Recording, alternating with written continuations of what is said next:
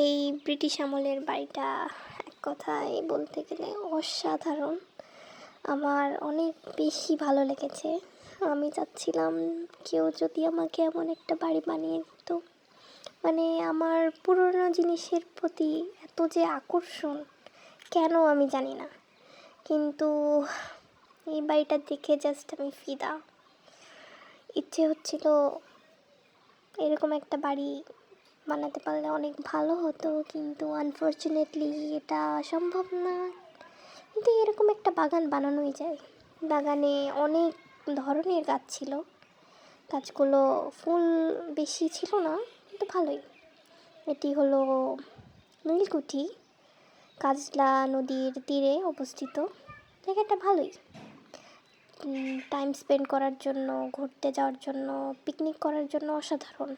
সবথেকে বেশি ভালো লেগেছে যে ব্যাকইয়ার্ডের এই ছোট গেটটা, টাইনি একদম, খুবই সুন্দর।